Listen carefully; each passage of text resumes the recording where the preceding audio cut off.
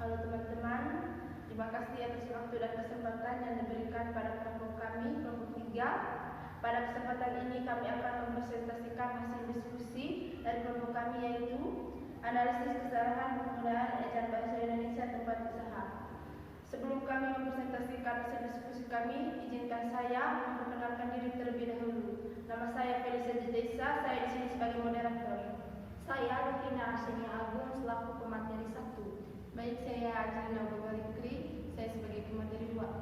Saya Risma Maralatul Panjijerulu, saya pemateri ketiga. Saya Bapak Tomis Muhammad Sabun, saya sebagai pemateri 4. Baik, selanjutnya kami akan memaparkan materi tentang kesalahan penggunaan ejaan bahasa Indonesia tempat usaha. Kepada pemateri, saya persilakan waktu dan kesempatannya untuk memaparkan materi. Baik, sebelum ke materi intinya, kami akan membahas tentang pengertian ejaan. Dalam buku konsep dasar bahasa Indonesia tahun 2019 karya Yunus Abidin, ejaan merupakan aturan yang melambangkan bunyi bahasa menjadi bentuk huruf, kata, serta kalimat. Ejaan juga bisa diartikan sebagai kumpulan peraturan penulisan huruf, kata, serta penggunaan tanda baca. Mengutip dari buku esai penerapan ejaan bahasa Indonesia tahun 2020 karya Widya Fitrinyatibi, yang dimaksud ejaan adalah kaidah yang harus dipatuhi oleh pemakai bahasa supaya keteraturan dan keseragaman dalam penulisan bahasa dapat tercapai. Ejaan adalah penggambaran bunyi bahasa dengan kaidah tulis-menulis yang distandardisasikan.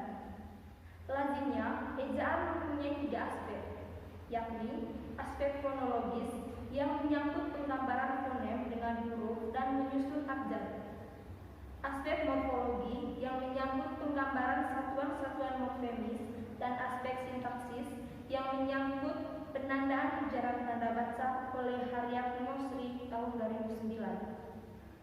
Dalam Kamus Umum Bahasa Indonesia dinyatakan, ejaan adalah cara atau aturan menuliskan kata-kata dengan huruf. Misalnya, kata huruf yang sesuai dan sekarang yang digunakan adalah huruf. Ejaan ada 2 macam, yakni ejaan fonetis dan ejaan fonemis. Ejaan ada 2 macam, yakni ejaan fonetis dan ejaan fonemis. Ejaan fonetis merupakan ejaan yang berusaha menyatakan setiap bunyi bahasa dengan huruf, serta mengukur dan mencatatnya dengan alat pengukur bunyi bahasa atau diagram. Dengan demikian, terdapat banyak lambang atau huruf yang dipergunakan untuk menyatakan bunyi-bunyi bahasa itu. Ejaan fonemas adalah ejaan yang berusaha menyatakan setiap fonem dengan 1 lambang atau 1 huruf, sehingga jumlah lambang yang diperlukan tidak terlalu banyak jika dibandingkan dengan jumlah lambang dalam ejaan fonetis, oleh Baru Sanggup tahun 2013. Pengertian kesalahan berbahasa dibahas juga oleh S.P.F. Corder dalam bukunya yang berjudul Introducing Applied Linguistics. Dikemukakan oleh Corder bahwa yang dimaksud dengan kesalahan berbahasa adalah pelanggaran terhadap kode berbahasa.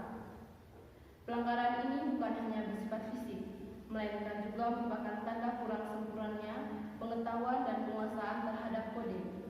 Dikatakan oleh Corder bahwa baik penuturan asli maupun bukan penuturan asli sama-sama mempunyai berbagai pendapat tentang pengertian kesalahan. Selanjutnya kami masuk pada kalimat inti.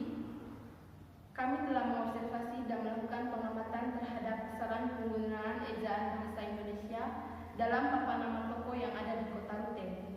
Beberapa papan nama toko tidak sesuai dengan ketentuan ejaan bahasa Indonesia. Yang pertama, kesalahan penggunaan huruf kapital pada papan nama toko di atas, yaitu toko Morazaya. Penggunaan kapital juga berlaku untuk kalimat pertama dan kalimat langsung. Jadi, meskipun di awal ada tanda petik, tetapi setiap huruf setelah petik paling awal wajib menggunakan huruf kapital. Namun, pada papan nama toko di atas, yaitu toko Morazaya, tidak sesuai dengan penggunaan huruf kapital yang tepat juga menggunakan tanda petik.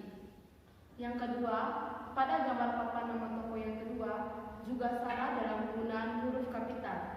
Pada papan nama toko di atas, kalimat diawali dengan huruf kecil. Sedangkan pada aturan penggunaan huruf kapital pada ejaan bahasa Indonesia yang benar dijelaskan bahwa huruf kapital atau huruf besar dipakai sebagai huruf pertama kata pada awal kalimat.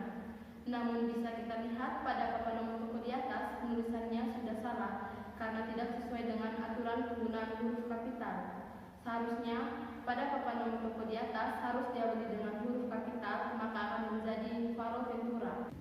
Yang ketiga, pada papan nama toko di atas, YTL juga MAR memiliki arti yang berbeda, yang dimana YTL pada kalimat di atas memiliki kepanjangan dan MAR itu adalah bahasa Inggris yang artinya pasar. Sehingga menurut kami seharusnya dalam penulisan papan nama toko di atas, penulisan bahasa Indonesia juga bahasa Inggris tidak disambung. Juga pada papan nama toko untuk memudahkan masyarakat, seharusnya papan nama toko ditulis dengan jelas, tidak dengan singkat. Yang keempat, simbol dan sebenarnya adalah %, yang merupakan konjungsi dari bahasa Latin yang juga mempunyai arti dan. Simbol dan ini bukanlah simbol dari bahasa Indonesia, jadi menurut kami menggantikan kata hubung dan dengan simbol tersebut tidak sesuai dengan EYD. Karena dalam EYD simbol tersebut tidak dijelaskan baik atau bisa digunakan untuk mengganti kata hubung dan. Yang kelima, pada papan nama toko di atas tidak ada kata yang menjelaskan maksud dari papan nama di atas, sehingga tulisan di atas bisa membuat masyarakat kebingungan. Maka agar mempermudah masyarakat mengetahui apa maksud dari Shangri-La, seharusnya menyertakan dengan kata toko, dengan itu akan mempertegas arti dari papan nama toko di atas. Yang terakhir, simpulan dan saran. Sudah selayaknya lah kalau semua orang atau warga negara Indonesia mempunyai sikap positif terhadap bahasa yang mereka gunakan. Dalam berkomunikasi menggunakan bahasa Indonesia, baik tulisan maupun lisan, haruslah mempertimbangkan tepat tidaknya ragam bahasa yang digunakan. Kita sebagai warga negara Indonesia harus mempunyai sikap seperti itu, karena siapa lagi yang harus menghargai bahasa Indonesia selain warga negaranya. Kita sebagai bangsa Indonesia harus bersyukur, bangga dan beruntung karena memiliki bahasa Indonesia sebagai bahasa nasional dan bahasa negara.